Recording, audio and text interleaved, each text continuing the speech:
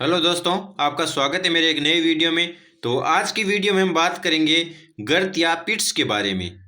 तो गर्त या पिट्स है वो कोशिका भित्ति के बीच में पाए जाते हैं। और जो कोशिका भित्ति होती है वह सेलुलोज व लिग्निन की बनी होती है। ठीक है, तो इसके बारे में हम देखते हैं। कोशिका भित्ति पर सेलुलोज व लिग्निन जैसे पदार्थों का जमाव सतत रूप से नहीं होता है। जिस स्थान पर सेलुलोज व लिग्निन का जमाव नहीं होता है वहां पर गर्त का निर्माण होता है। यानी सामान्य रूप से हम देखते हैं कि जो सेल वॉल या जो कोशिका भित्ति होती है वो सेलुलोज व लिग्निन की बनी होती है। ठीक है, और जो पदार्थ इन सेलुलोज व लिग्निन का क्या होता है, पदार्थों का जमाव होता है और वो कोशिका भित्ति बनी होती है। अगर इन सेलुलोज व लिग्निन का जमाव अगर किसी स्थान पर ना हो तो क्या होता है, गर्त का निर्माण होता है। बात आ रही है समझ में? यानी एक कोई कोशिका भित्ति है, ठीक है, और कोशिका भित्ति के जो बनी होती है वो किससे बनी होती है, सेलुलोज और लिग्निन से। अगर सेलुलोज और लिग्निन ना हो किसी स्थान पर तो क्या होता है, गर्त बन जाते हैं। ठीक है, यह सामान्यतः द्वितीयक कोशिका भित्ति पर अधिक पाए जाते हैं। और जो ये गर्त और जो पिट्स होते हैं वो द्वितीयक जो कोशिका भित्ति होती है, सेकेंडरी जो सेल वॉल होती है उस पर अधिक पाए जाते हैं।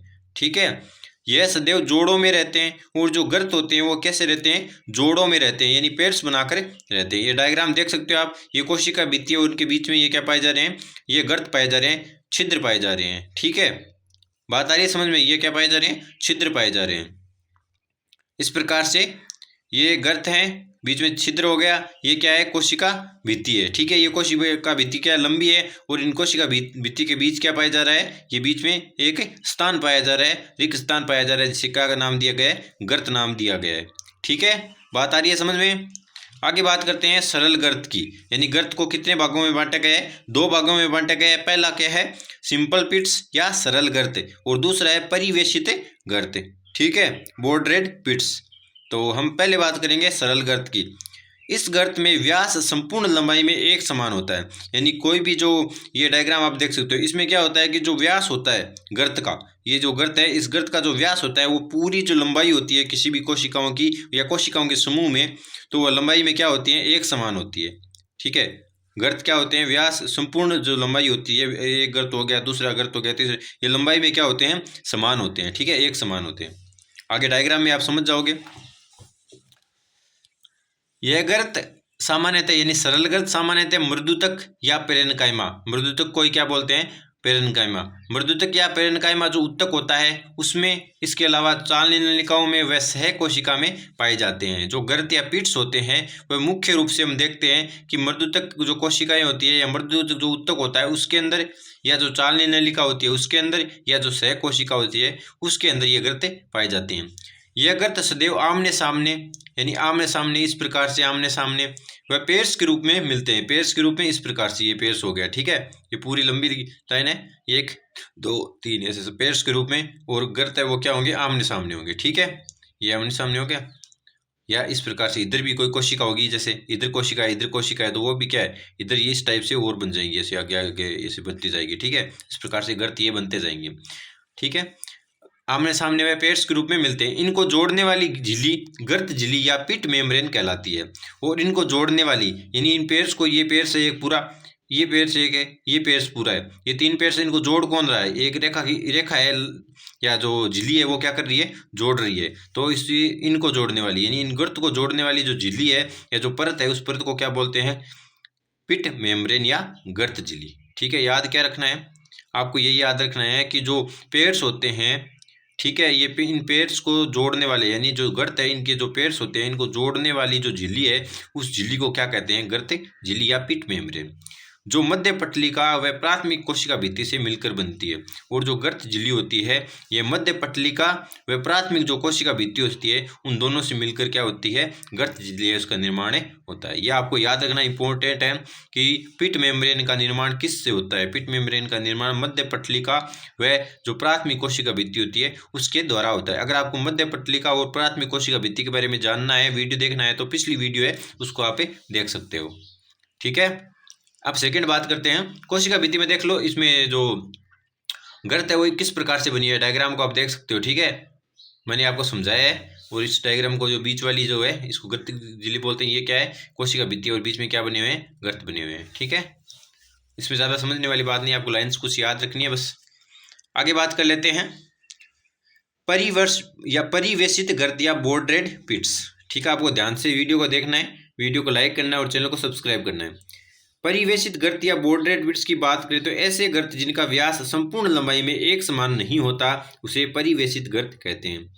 सरल गर्त का नाम में से पता चल रहा है, अगर व्यास में क्या हो, संपूर्ण जो लंबाई है उसमें क्या हो, एक समान हो। ठीक है, लेकिन अगर क्या हो कि व्यास में संपूर्ण लंबाई में एक समान नहीं हो तो क्या होंगे, वो परिवेशित गर्त कहलाएंगे। बात समझ में आ रही है? ये देखो एक समान लंबाई में, ठीक है, तो सरल गर्त हो गया एक समान लंबाई में। अगर बात करें कि संपूर्ण लंबाई में क्या हो, एक समान ना हो, असमान हो, तो क्या कहलाएंगे, परिवेशित गर्त कहलाएंगे। ठीक है, इसमें दो आमने सामने की सेल्स या कोशिकाओं की द्वितीय कोशिका भित्ति फूलकर मेहराब के समान संरचना बनाती है। और जो आमने सामने की जो कोशिकाएं होती है वो क्या करती है, जो जो जिसे द्वितीय कोशिका भित्ति बोलते हैं, वो क्या हो जाती है, फूल जाती है और मेहराब के समान क्या करती है, संरचना का निर्माण कर लेती है, जिसे बॉर्डर कहते हैं। इसके बीच में लेंस के आकार का एक छिद्र पाया जाता है जिसे गर्त कहते हैं। और इसके बीच में एक लेंस के आकार का क्या पाया जाता है, छोटा सा छिद्र पाया जाता है जिसे क्या कहा गया, गर्त कहते हैं। ये जो आप इसकी जो चित्र देखोगे, डायग्राम देखोगे तो उससे समझ में आएगा। ठीक है, इन गर्तों को जोड़ने वाली झिल्ली पिट मेम्ब्रेन कहलाती है। इन गर्तों जो गर्त होती हैं, परिवेशित जो गर्त होती है, इन दोनों को जोड़ने वाली जो आमने सामने की जो सेल है, इनकी जो कोशिका भित्ति है, इनको जोड़ने वाली जो झिल्ली होती है वो क्या कहलाती है, पिट मेम्ब्रेन है वो कहलाती है। इसका केंद्रीय भाग सुबेरिन के जमाव के कारण फूल जाता है। और जो ये फूलकर क्या होता है, मेहराब के समान संरचना बनाती है। ये किसके कारण फूलता है, सुबेरिन के जमाव के कारण फूल जाता है, जिसे टोरस कहते हैं। और जो ये सुबेरिन के कारण जो फूला हुआ भाग है, इस फूले हुए भाग को टोरस नाम दिया गया है। यह पदार्थों के विचरण पर नियंत्रण रखता है। और ये जो टोरस होता है, जो सुबेरिन के जमाव के कारण फूल जाता है, इस टोरस का काम होता है कि ये पदार्थ जो होते हैं, ये जो द्रव्य होता है, उसको नियंत्रण करने का काम इसका होता है। जब पदार्थों का दबाव टोरस के दोनों ओर समान होता है तो गर्त खुले रहते हैं। जब पदार्थों का जो दबाव होता है वो टोरस के दोनों ओर, इधर भी और इधर भी, ठीक है, दोनों ओर क्यों समान रूप से होता है, तो गर्त क्या रह जाते हैं, खुले रह जाते हैं। ठीक है, आगे देखते हैं, बताता हूं मैं डायग्राम में। दबाव में परिवर्तन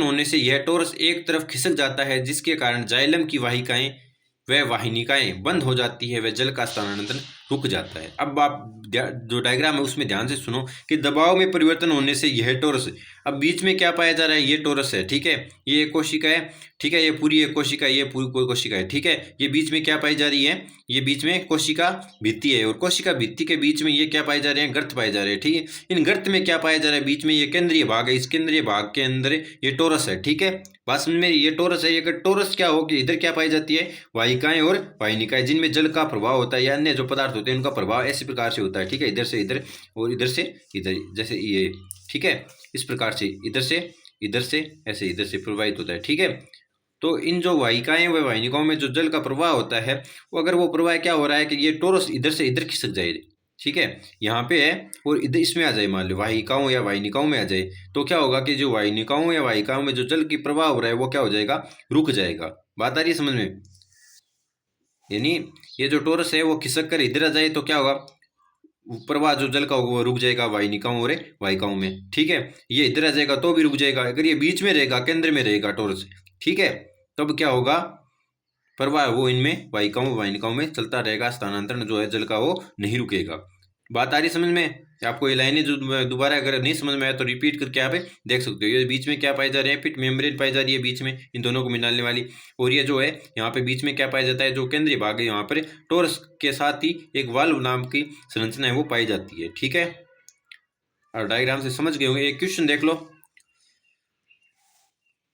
निम्न में से किस भाग में सरल गर्त नहीं पाए जाते हैं?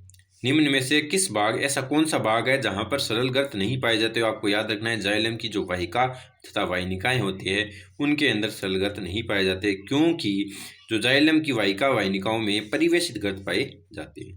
ठीक है, तो वीडियो अगर पसंद आया तो वीडियो को लाइक करें, चैनल को सब्सक्राइब करें और वीडियो को शेयर करें। धन्यवाद।